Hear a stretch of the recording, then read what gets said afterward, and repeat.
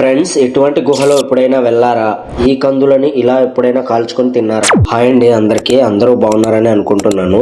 నేను మా ఫ్రెండ్స్ కలిసి మా ఊరు కొండలో ఉండే గుహకు వెళ్ళాము. ఇంత భయంకరంగా ఉంటుందని అసలు అనుకోలేదు. ఆ గుహను మేము బయట నుంచి తప్ప లోపల నుంచి ఎలా ఉంటుందో మాకు కూడా తెలియదు. ఇక్కడికి రావడం మా అందరికి ఇదే ఫస్ట్ టైం. ఫ్రెండ్స్, చింతపండు మీ ప్రాంతాల్లో ఫ్రీగా దొరుకుతుందా? అలాగే ఈ వెదురుకారను ఎందుకు ఇక్కడ పెట్టారో తెలిస్తే కామెంట్ చేయండి. ఫైనల్ గా మేము రావాలి అనుకున్న ప్రదేశానికి అయితే వచ్చేసాము. ఎలా ఉందో చూసేయండి.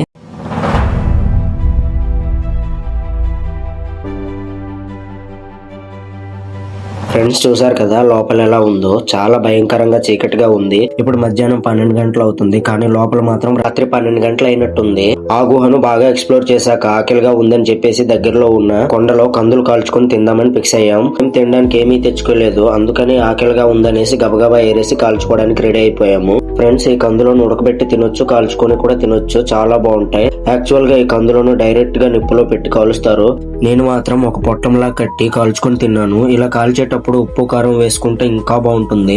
ఇలా కాల్చేటప్పుడు అడ్డాకుల్లో కాలిస్తేనే ఆవిరితో చాలా బాగా ఉడుకుతుంది. కానీ అడ్డాకులు దొరక్క వేరే ఆకుల్లో కాల్చడం వలన ఆకు మాత్రం వెంటనే కాలిపోతా ఉంది, గింజలు మాత్రం ఉడకట్లేదు. నానా కష్టాలు పడి కాల్చి తిన్నాను. మనోళ్ళు మాత్రం డైరెక్ట్ గా నిప్పుల్లోనే పడేస్తున్నారు. మిగతావి మంచిగా ఉడికినవి వాటాలు పెట్టి సరదాగా మాట్లాడుకుంటూ తినేసి ఇంటికి రిటర్న్ అయిపోయాం. ఫ్రెండ్స్, ఫుల్ వీడియో చేసాము. ఎవరికైనా ఇంట్రెస్ట్ ఉంటే కిందనున్న ప్లే బటన్ క్లిక్ చేసి ఫుల్ వీడియో చూసేయండి.